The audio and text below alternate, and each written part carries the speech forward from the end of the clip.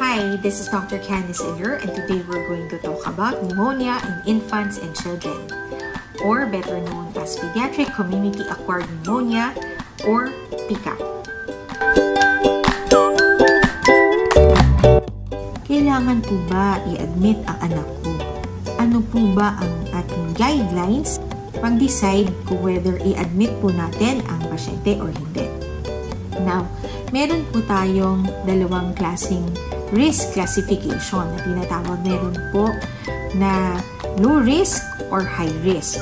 Kung ang anak po ninyo ay pasok sa criteria for high risk, then need po i-admit si baby or ang anak ninyo. Okay? So for example, ano po ba yung mga risk parameters for our assessment or the risk classification? Number 1, meron po ba tayong respiratory signs? Nangingitim po ba si baby ninyo? May cyanosis. Again, may grunting po ba? Parang galit siya. No? So, these are respiratory signs. Number 3, meron po ba siyang chest indrawing? No?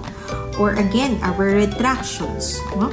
And then, we have our apnea. Meron times na nagsistop. Meron siyang episode na na-notice nyo na nag-breathe si baby and then suddenly magsistop for a few seconds and then mag-breathe ulit. So that is what we call apnea. And then noticeably in babies, we have our head bobbing. So these 5 are respiratory symptoms, and if you have any of the following, then you can already classify your patient as high risk and pwede po siyang ma-admit.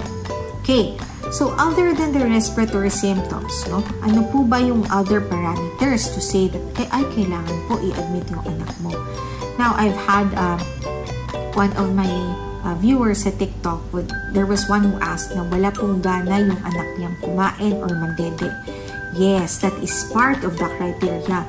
So, refusal or inability, ayaw kumain, ayaw magdede, walang ganang kumain or magdede, may indikasyon na po na i-admit ang anak ninyo.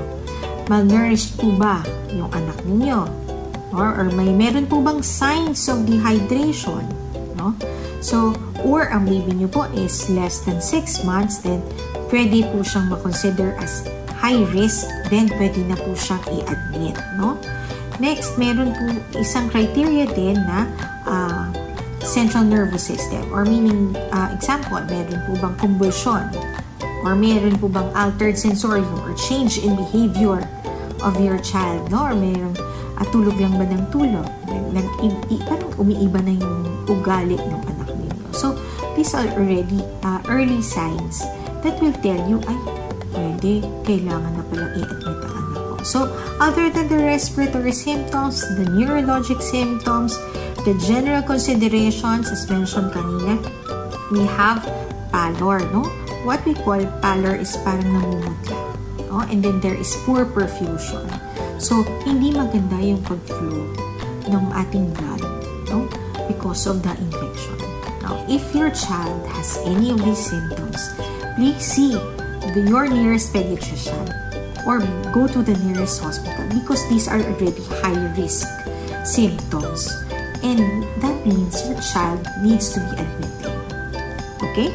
So, thank you all for watching. I hope you learned something today.